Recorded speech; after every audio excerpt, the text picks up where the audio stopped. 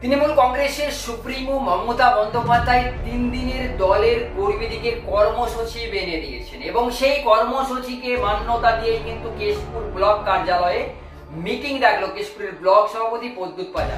এই মিটিং থেকে কি কর্মসূচি, কবে কখন কর্মসূচি হবে তা কিন্তু পরিষ্কার কর্মীদের মধ্যে বলে দিলেন এবং দেখতে পাচ্ছেন সেই মিটিং এর চিত্র। খবর 10 এর ক্যামেরা পার্সন আপনাদেরকে ক্যামেরা বন্দি করে দেখাচ্ছে সরাসরি কেশপুর ব্লক সভাপতি প্রদ্যুৎ পাজা। তিনি কিন্তু এই মুহূর্তে সংবাদ মাধ্যমের মুখোমুখি কি বলছেন তা একবার শুনুন। আজকের মিটিং এর মূল আলোচ্য বিষয়বস্তু গতকাল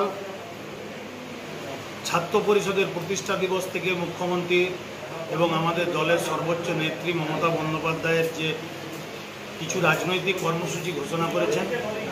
আপনারা সকলেই জানেন, সংবাদ মাধ্যম সহ সারা রাজ্য আরজি করে লেডি ডাক্তারের মৃত্যু ধর্ষণ করে খুন করার অপরাধীকে দ্রুত চিহ্নিতকরণ করে তার ফাঁসির দাবিতে আমাদের কিছু কর্মসূচি আছে।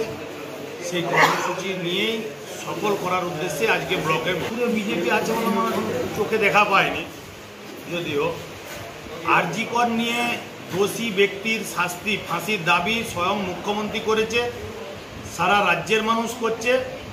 বিজেপি আলাদা করে কিছু করছে না। বিজেপি বরং সিবিআই, আমরা তো রাজ্য সরকার এবং আমরা তৃণমূল কংগ্রেস কর্মীরা এবং রাজ্যের আপামর মানুষের কাছে এই মেসেজ দিতে চাইছি যে সিবিআইয়ের হাতে এতদিন কেস হ্যান্ডওভার হওয়ার পরেও কেন এখনও দোষী ব্যক্তিকে চিহ্নিতকরণ করা যাচ্ছে না, কেন এখনও দোষী ব্যক্তি তার উপযুক্ত দৃষ্টান্তমূলক সাজা পাচ্ছেনি, তার জন্য আমরা রাস্তায় নামবো, আন্দোলন করব, প্রতিবাদ প্রতিরোধ করব।